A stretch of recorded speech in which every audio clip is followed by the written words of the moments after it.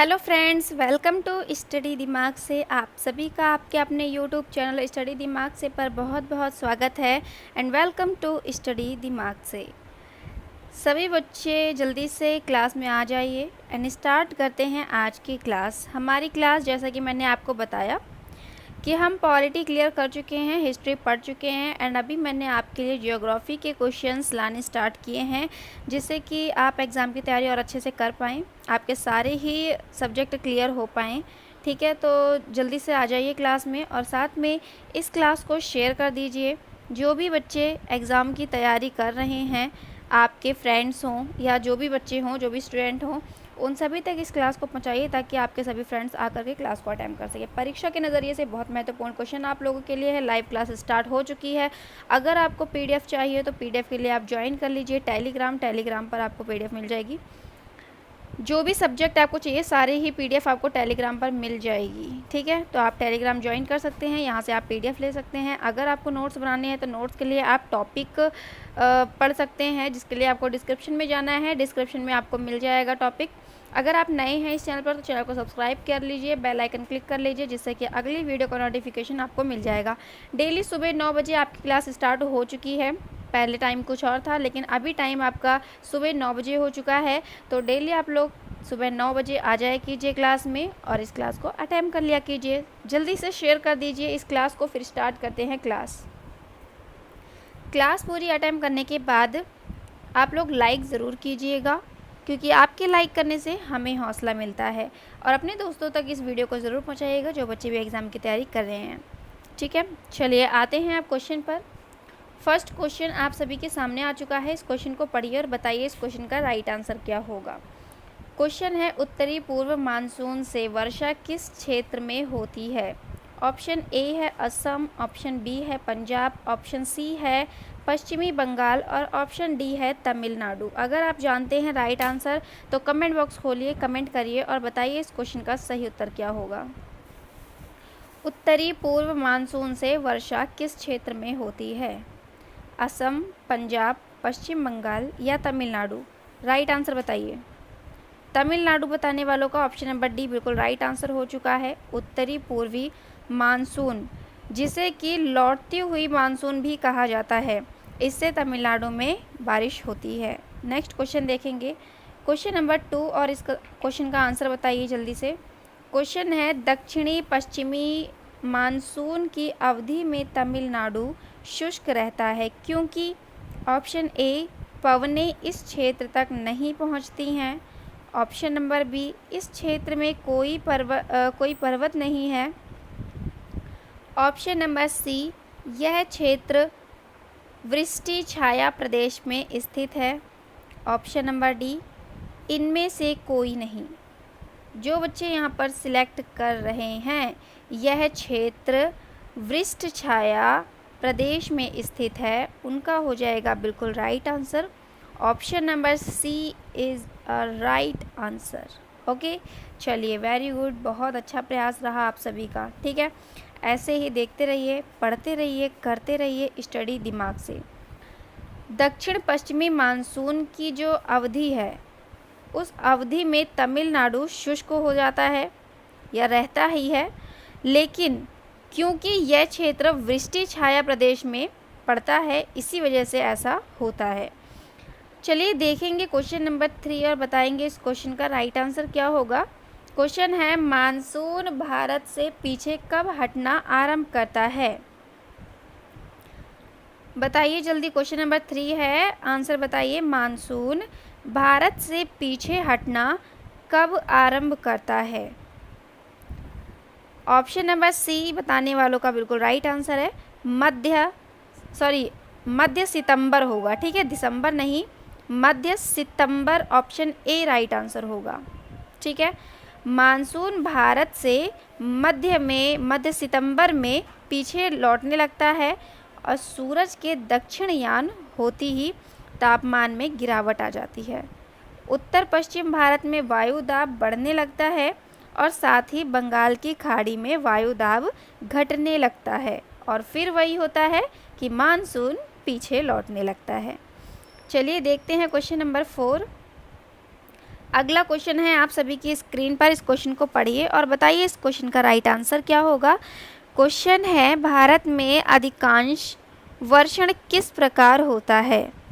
Option A चक्रवर्तीय, option number B संवहनीय, option number C पर्वतकृत, ऑप्शन नंबर डी वाताग्रीय। अगर आपको मालूम है राइट आंसर तो बताइए। भारत में ज़्यादातर वर्षा, ज़्यादातर जो बारिश होती है वो किस तरह से होती है। ऑप्शन जल्दी बता दीजिए कमेंट बॉक्स में। पर्वतकृत बताने वालों का बिल्कुल राइट आंसर हो जाएगा ऑप्शन नंबर सी। ठीक है, माउंटेड, ऑप्शन नंबर सी बिल्कुल राइट आंसर होगा। भारत में ज़्यादातर जो बारिश होती है वो पर्वतीय प्रकार की ही होती है। जाड़े की ऋतु में उत्तर भारत में होने वाली बारिश को हम कहते हैं चक्रवर्तीय वर्षा। ठीक है, चलिए नेक्स्ट क्वेश्चन नंबर 5 आ चुका है, इस क्वेश्चन का आंसर करेंगे। क्वेश्चन है हरियाणा और पंजाब किस जलवायु प्रदेश में स्थित है। जल्दी बताइए राइट आंसर क्या होगा। हरियाणा और पंजाब किस जलवायु प्रदेश में स्थित है। A B C D, 4 option आप सभी के सामने हैं, आपको सिलेक्ट करना है इस क्वेश्चन का राइट आंसर क्या होगा। स्टेपी ऑप्शन नंबर 1 बताने वालों का, ए बताने वालों का बिल्कुल राइट आंसर है। स्टेपी जो लोग बता रहे हैं ऑप्शन नंबर ए बिल्कुल राइट आंसर है। हरियाणा और पंजाब ये स्टेपी जलवायु प्रदेश में स्थित है। चलिए नेक्स्ट क्वेश्चन देखते हैं, क्वेश्चन नंबर 6। अक्टूबर की गर्मी का प्रमुख कारण क्या होता है। शुष्क गर्म मौसम, पवनों की अत्यंत न्यून गति, ऑप्शन नंबर सी ऊंचा तापमान और ऊंची आर्द्रता, option number D Ganga Sindhu मैदान में निम्न वायुदाब का विकास। ए बी सी या फिर ऑप्शन डी। क्वेश्चन नंबर 6 जल्दी बताइए। ऑप्शन नंबर सी बताने वालों का बिल्कुल राइट आंसर हो चुका है। अक्टूबर की जो गर्मी होती है ये प्रमुख, इसका जो सबसे मेन कारण होता है वो होता है शरद ऋतु में आसमान साफ होने के कारण दिन में सूरज की जो किरणें होती हैं वो काफ़ी प्रखर होती हैं, जिससे कि दिन में काफ़ी गर्मी पड़ती है और अक्टूबर की गर्मी कहा, और इसे ही अक्टूबर की गर्मी कहा जाता है। रात में जो यहाँ पर तापमान होता है वो कम हो जाता है पर दिन में ज़्यादा रहता है। क्वेश्चन नंबर 7 का आंसर बताना है आपको। नेक्स्ट क्वेश्चन आ चुका है, कौन सी मिट्टी गीली होने पर फैलती है और शुष्क होने पर इसमें दरारें पड़ जाती है। 4 ऑप्शन हैं, जो आपको राइट लगता है कमेंट बॉक्स में कमेंट करिए और बताइए। क्वेश्चन नंबर 7 जल्दी क्लिक कर दीजिए, राइट आंसर क्या होगा। जलोढ़ मिट्टी, लाल मिट्टी, काली मिट्टी या लैटराइन मिट्टी। चलिए बताइए। काली मिट्टी बताने वालों का बिल्कुल राइट आंसर हो जाएगा ऑप्शन नंबर सी बताने वालों का। ठीक है, बिल्कुल राइट आंसर होगा। जो काली मिट्टी होती है ये गीली होने पर फैलती है और सूखने पर दरारें पड़ जाती हैं इसमें। इस मिट्टी को स्थानीय भाषा में रेगुड़ मिट्टी भी कहा जाता है। ये क्वेश्चन भी आपसे पूछ सकता है तो याद कर लीजिएगा। इस मिट्टी का जो निर्माण है वो लावा के विखंडन होने पर होता है। इसके साथ ही लोहा और एल्युमिनियम की उपस्थिति के कारण इस मिट्टी का जो रंग होता है वो ब्लैक, काला कलर का होता है। ठीक है, चलिए अगला क्वेश्चन देखते हैं, क्वेश्चन नंबर 8। क्वेश्चन है, किस मिट्टी की ऊपरी परतों में लवणों का संचयन जाता है। काली मिट्टी, जलोढ़ मिट्टी, मरुस्थलीय मिट्टी या फिर वनों की मिट्टी। ए बी सी या फिर ऑप्शन डी। क्वेश्चन नंबर 8 आप सभी के सामने सिलेक्ट करिए। ऑप्शन सी हो जाएगा इसका बिल्कुल राइट आंसर। ठीक है, मरुस्थलीय मिट्टी ऑप्शन सी बताने वालों का होगा बिल्कुल सही उत्तर। मरुस्थलीय मिट्टी कम वर्षा, अधिक तापमान के कारण पश्चिम राजस्थान और शुष्क क्षेत्र में मिलती हैं। ठीक है, और इसमें जो बालू की प्रधानता होती है वो पंजाब, हरियाणा के शुष्क क्षेत्रों में, पश्चिम घाट में, पूर्वी ढालों में भी ये मिट्टी मिल जाती है। ठीक है, चलिए अगला क्वेश्चन देखेंगे। क्वेश्चन नंबर 9 है, इस क्वेश्चन का आंसर बताइए। क्वेश्चन है कि किस मिट्टी के प्राकृतिक नवीनीकरण के कारण इसमें उर्वरकों के उपयोग की सबसे कम आवश्यकता होती है। ऑप्शन ए जलोढ़ मिट्टी, ऑप्शन बी लाल मिट्टी, ऑप्शन सी लैटेराइन मिट्टी एंड ऑप्शन डी शुष्क क्षेत्रों की बुरी मिट्टी, सॉरी भूरी मिट्टी है ये, ठीक है। ये आपका होगा भूरी मिट्टी। ए बी सी या फिर ऑप्शन डी सिलेक्ट करिए राइट आंसर। सभी के आंसर जलोढ़ मिट्टी बताने वालों का बिल्कुल राइट आंसर होगा। ऑप्शन ए जो लोग सिलेक्ट कर रहे हैं उनका राइट आंसर हो जाएगा, ठीक है। याद रखिएगा ऑप्शन ए जलोढ़ मिट्टी नदियों के जो निक्षेपण की क्रिया होती है उसी के ज़रिए बनती है। इस मिट्टी में जो नाइट्रोजन युक्त जीवांश की कमी पाई जाती है, जबकि बात करें हम पोटाश की तो इसमें पोटाश की मात्रा ज़्यादा होती है।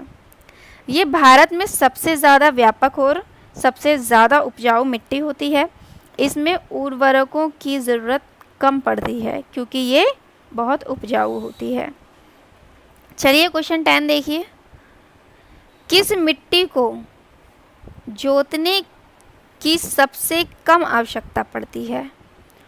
ऑप्शन ए लाल मिट्टी, ऑप्शन बी काली मिट्टी, ऑप्शन सी लैटराइन मिट्टी एंड ऑप्शन डी जलोढ़ मिट्टी।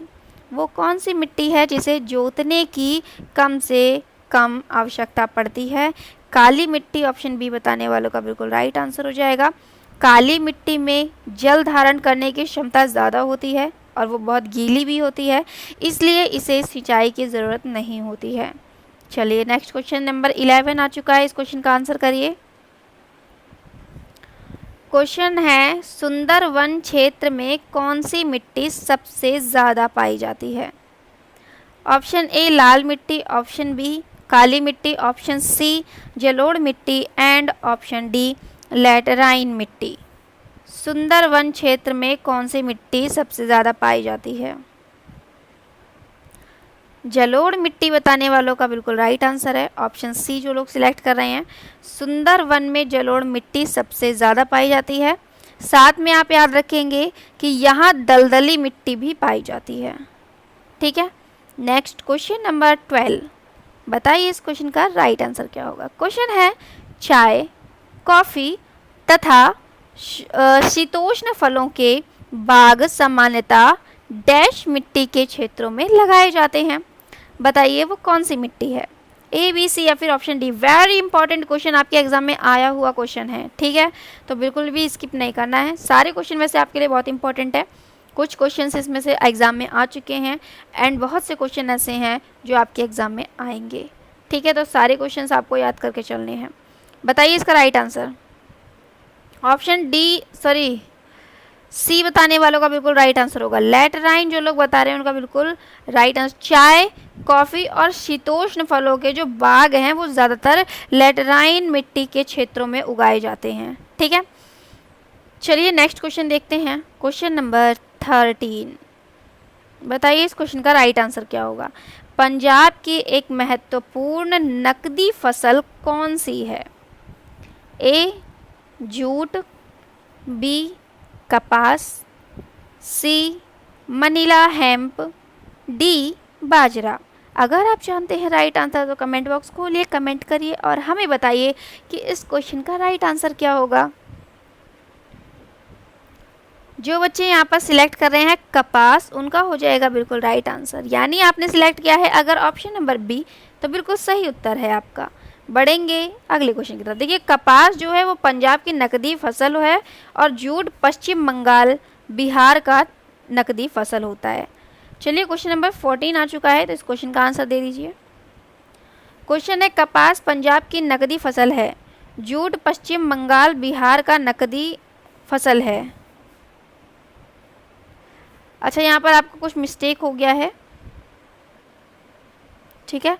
क्वेश्चन आपका यहाँ से स्टार्ट है।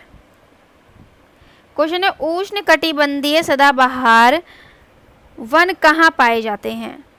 सिलेक्ट करिए राइट आंसर क्या होगा इसका। उष्ण कटिबंधीय सदाबहार वन कहाँ पाए जाते हैं? पश्चिम घाट, पूर्वी घाट, पश्चिमी हिमालय या फिर मध्य प्रदेश। तो जो बच्चे यहाँ पर सिलेक्ट कर रहे हैं पश्चिम घाट, उनका होगा बिल्कुल right answer. Option number A select करने वालों का हो चुका है बिल्कुल सही उत्तर। ठीक है, उष्णकटिबंधीय सदाबहार वन पश्चिम घाट के पश्चिम ढालों, जो ढाल होती हैं वहाँ पर, उन ढालों पर उत्तर पूर्व क्षेत्र में पहाड़ियों पर अंडमान निकोबार में पाए जाते हैं। यहाँ पर बात करें वर्षा की या बारिश की, तो वो 200 से 400 सेंटीमीटर वर्षा वहाँ पर होती है। चलिए क्वेश्चन नंबर 15 है कि चंदन के वृक्ष सामान्यतया किन वनों में पाए जाते हैं? उष्णकटिबंधीय सदाबहार, ऑप्शन बी अल्पाइन, ऑप्शन सी उष्णकटिबंधीय झाड़ियाँ, ऑप्शन सी था ये, एंड ऑप्शन नंबर डी है उष्णकटिबंधीय पर्णपाती। ए, बी, सी या फिर ऑप्शन डी। तो ऑप्शन डी बताने वालों का हो चुका है बिल्कुल राइट आंसर। जो बच्चे यहाँ पर सिलेक्ट कर रहे हैं ऑप्शन नंबर डी को। चंदन के जो वृक्ष हैं वो उष्णकटिबंधीय पर्णपाती वन में पाए जाते हैं। उष्णकटिबंधीय सदाबहार वन में व्यापारिक महत्व जो है वो इन्हीं वृक्ष में पाए जाते हैं। नेक्स्ट क्वेश्चन देखेंगे। अगला क्वेश्चन आ चुका है क्वेश्चन नंबर 16। बताइए इस क्वेश्चन का राइट आंसर क्या होगा। क्वेश्चन है भारत के किस भाग में कांटेदार वन पाए जाते हैं? मालाबार तट, असम, मेघालय, राजस्थान तथा गुजरात, तराइन प्रदेश। ए, बी, सी या फिर ऑप्शन डी। राइट आंसर होगा यहाँ पर आपका राजस्थान तथा गुजरात। ऑप्शन सी आपका राइट आंसर हो जाएगा। ठीक है, राजस्थान गुजरात के मरुस्थलीय भाग में कांटेदार और जालीदार पेड़ पाए जाते हैं। अगला क्वेश्चन देखेंगे क्वेश्चन नंबर 17। क्वेश्चन है सागौन किस क्षेत्र में बहुतायत में उगता है? ए, बी, सी या फिर ऑप्शन डी बताइए। क्वेश्चन नंबर 17 है सागौन किस क्षेत्र में बहुतायत उगता है? मध्य प्रदेश बताने वालों का हो जाएगा बिल्कुल right answer. Option number C आपका बिल्कुल सही उत्तर है। ठीक है, मध्य प्रदेश बिल्कुल राइट आंसर है। चलिए अगला क्वेश्चन देखते हैं। ये जो सागौन होता है ना, ये सागौन के जो वन होते हैं, इनके उष्णकटिबंधीय पर्णपाती वन में वृक्ष हैं जो कि मध्य भारत में सबसे ज़्यादा मिलते हैं। चलिए क्वेश्चन नंबर 18 आ चुका है। इस क्वेश्चन का आंसर बता दीजिए कि देवदार मुख्यतः किन वनों में उगता है? कांटेदार वन में, अल्पाइन वन में, या उष्णकटिबंधीय पर्णपाती वन में, या फिर उष्णकटिबंधीय सदाबहार वन में? ए, बी, सी या फिर ऑप्शन डी। क्वेश्चन नंबर 18 बताइए कि देवदार मुख्यतः किन वनों में पाया जाता है? तो जो बच्चे यहाँ पर सिलेक्ट कर रहे हैं ऑप्शन नंबर बी, उनका राइट आंसर हो जाएगा। ये ज़्यादातर अल्पाइन वन में पाए जाते हैं। ठीक है, देवदार ज़्यादातर हिमालय की जो क्षेत्र होते हैं, हिमालयी क्षेत्र होते हैं उनमें, या फिर हम कह सकते हैं कि वहाँ पर मिलने वाली जो वनस्पति होती हैं, इन हिमालय के, इस हिमालय में जो है वो 500 से लेकर के लगभग 3000 मीटर की ऊंचाई पर कोंधारी वन में मिलते हैं। ये एक अल्पाइन वन का उदाहरण हम दे सकते हैं। चलिए नेक्स्ट क्वेश्चन देखते हैं। Question number 19। क्वेश्चन है ज्वारन दमुख क्षेत्रों में किस प्रकार की वनस्पति उगती है? घास, कांटेदार वन, तटीय वन, या पर्णपाती वन? ए, बी, सी या फिर ऑप्शन डी बताइए राइट आंसर क्या होगा। तटीय वन इसका बिल्कुल सही उत्तर है। ऑप्शन नंबर सी इसका होगा बिल्कुल राइट आंसर है। ठीक है, याद रखिएगा। क्वेश्चन नंबर 20 देखेंगे। अगला क्वेश्चन है किस राज्य में 90% से अधिक भूमि पर वन है? पश्चिम बंगाल में, अरुणाचल प्रदेश में, मध्य प्रदेश या केरल? बहुत इंपॉर्टेंट है, काफ़ी खास बात है कि ऐसा भी राज्य है जहां पर 90% से ज़्यादा भूमि पर वन पाए जाते हैं। बताइए कौन सा वो राज्य है। बिल्कुल आपके एग्ज़ाम में क्वेश्चन पूछा जा सकता है और वैसे भी आपको जानकारियाँ होनी चाहिए। तो अरुणाचल प्रदेश जो लोग सिलेक्ट कर रहे हैं उनका बिल्कुल राइट आंसर हो जाएगा। ऑप्शन नंबर बी बताने वालों का बिल्कुल सही उत्तर होगा। ठीक है, वन क्षेत्र में मध्य प्रदेश पहले स्थान पर है और यहाँ पर आप याद रखेंगे अरुणाचल प्रदेश में 90% से ज़्यादा। चलिए देखते हैं 21। किस राज्य में वन भूमि का अनुपात सबसे कम होता है?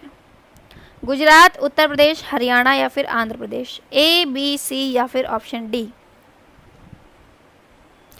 हरियाणा इसका बिल्कुल राइट आंसर होगा। ऑप्शन नंबर सी जो लोग बता रहे हैं उनका बिल्कुल सही उत्तर हो जाएगा हरियाणा में मात्र 2% वन भूमि है। चलिए नेक्स्ट क्वेश्चन देखते हैं। Question number 22। क्वेश्चन है आपका जंगली गधों के लिए अभयारण्य कहाँ है? ऑप्शन ए उत्तर प्रदेश में, ऑप्शन बी असम में, ऑप्शन सी राजस्थान में या ऑप्शन डी गुजरात में। जंगली गधों के लिए अभयारण्य कहाँ है? गुजरात इसका बिल्कुल राइट आंसर हो जाएगा। ऑप्शन डी आपका बिल्कुल सही उत्तर होगा। ठीक है, जंगली गधों के लिए गुजरात का गिर वन जो है वो अभयारण्य सबसे ज़्यादा प्रसिद्ध है। राजस्थान में बात करें तो केवल साइबेरियन सारस के लिए प्रसिद्ध है। असम की बात हम करें तो असम में गाजीरंगा एक सिंघी गेंडा के लिए प्रसिद्ध है। चलिए क्वेश्चन नंबर 23 देखते हैं।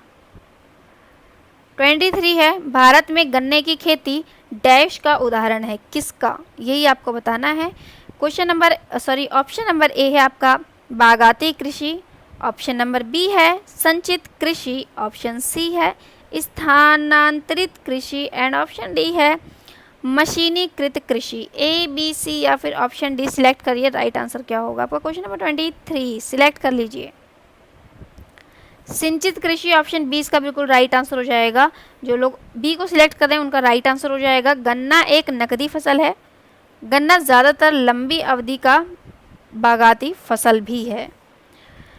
चलिए देखते हैं क्वेश्चन नंबर 24। कुल आबादी में जनजातीय आबादी का अधिकतम प्रतिशत कहाँ है? नागालैंड में, अरुणाचल प्रदेश में, झारखंड में या फिर छत्तीसगढ़ में? बताइए कहाँ पर है। नागालैंड बिल्कुल राइट आंसर हो जाएगा। जो बच्चे ए को सिलेक्ट कर रहे हैं उनका बिल्कुल सही उत्तर हो जाएगा नागालैंड बताने वालों का। चलिए आज का हमारा आखिरी क्वेश्चन, क्वेश्चन नंबर 25। भारत का दक्षिणतम बिंदु है 6 डिग्री 4 उत्तरी अक्षांश, 8 डिग्री 4 उत्तरी अक्षांश, 8 डिग्री 6 उत्तरी अक्षांश या 4 डिग्री 6 उत्तरी अक्षांश। 8 डिग्री 4 बताने वालों का बिल्कुल राइट आंसर होगा। ऑप्शन नंबर बी बिल्कुल सही उत्तर हो जाएगा इसका। ठीक है, भारत की जो दक्षिणतम बिंदु है वो 8 डिग्री 4 उत्तरी अक्षांश है।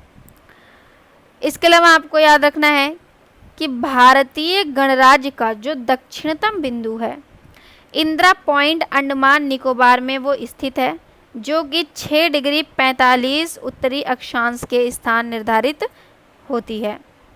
भारत का जो उत्तर की ओर सबसे सुदूर बिंदु है वो 37 डिग्री 6 उत्तरी अक्षांश है। बहुत इंपॉर्टेंट है, याद रखिएगा 37 डिग्री 6। ठीक है, याद रखिएगा आप इसे। ये आपका है कौन सा, जल्दी बताइए। भारत का उत्तर की ओर जो सुदूर बिंदु है वो है आपका 37 डिग्री 6 उत्तरी अक्षांश। ये क्वेश्चन आपसे एग्जाम में पूछ लेता है। ठीक है, चलिए तो बहुत अच्छा लगा आप लोगों से मिल करके, क्लास करके। एंड शेयर ज़रूर कीजिए, आप लोग शेयर नहीं करते हैं क्लास को। ठीक है, तो थोड़ा सा शेयर कर दिया कीजिए, हमारा भी हौसला बढ़ाया कीजिए। और पारुल जी का कमेंट है कि वो कहना चाह रही हैं कि पॉलिटी के उनको आर्टिकल्स कराए जाएं, तो कुछ हमने काफ़ी हद तक जो हमने टॉपिक क्लियर किए हैं उनमें ज़्यादातर मैंने आपको जितने भी टॉपिक पढ़ाए हैं उन्हें आर्टिकल के अकॉर्डिंग ही पढ़ाए हैं, जितने भी टॉपिक। क्योंकि आपका जो संविधान, हमारा संविधान जो है उसमें जो भी वर्णन किया गया है वो किसी न किसी आर्टिकल में है। और मोस्टली टाइम जो मैंने आपको जो कुछ भी पढ़ाया है वो उस संविधान के आर्टिकल्स में है। तो अगर आप उन टॉपिक को क्लियर करते हैं तो आपका आर्टिकल वैसे भी कंप्लीट हो जाएगा। और इसके अलावा अगर आप केवल और केवल आर्टिकल्स के क्वेश्चंस चाहती हैं तो ज़रूर आप लोग को दिया जाएगा। ठीक है, जल्द से जल्द। अभी मैंने आपकी जियोग्राफी की क्लास स्टार्ट की है एंड मैं जल्द से जल्द आपके लिए आर्टिकल की क्लास भी लेकर के आ रही हूँ। ठीक है, इसके अलावा आप टॉपिक ज़रूर पढ़िएगा। अगर आप टॉपिक पढ़ लेते हैं तो काफ़ी सारे आर्टिकल्स आपको वहीं से क्लियर हो जाएंगे।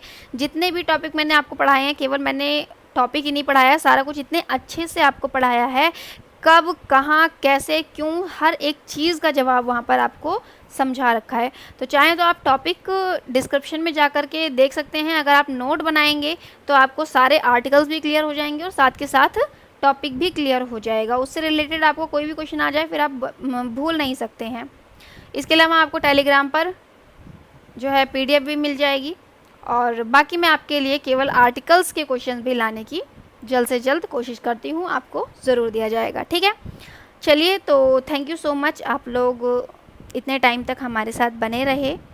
तो आप लोगों से कहना चाहूँगी कि टेलीग्राम ज्वाइन कीजिए, स्टडी दिमाग से उस पर सर्च कीजिए, वहाँ जाइए और PDF लीजिए, जिससे कि आप PDF पढ़ेंगे तो आपका एग्ज़ाम और भी ज़्यादा अच्छे से हो पाएगा।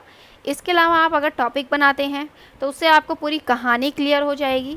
और अगर आप यहाँ पर डेली सुबह 9 बजे आते हैं तो इससे आपका जो क्वेश्चन आंसर है वो किस टाइप के क्वेश्चन आंसर, किस लेवल के क्वेश्चन आंसर पूछे जाते हैं, ये आपका क्लियर हो जाएगा। ठीक है, चलिए, तो चैनल को सब्सक्राइब कर लीजिए, अगर अब तक नहीं किया है, आपने कर रखा है तो बहुत अच्छी बात है, नहीं किया है चैनल को सब्सक्राइब तो सब्सक्राइब कर लीजिए, साथ में बेल आइकन क्लिक करना, जिससे कि अगली वीडियो का नोटिफिकेशन आपको मिल जाएगा। एंड ऐसे ही देखते रहिए, पढ़ते रहिए और करते रहिए स्टडी दिमाग से। Thank you so much.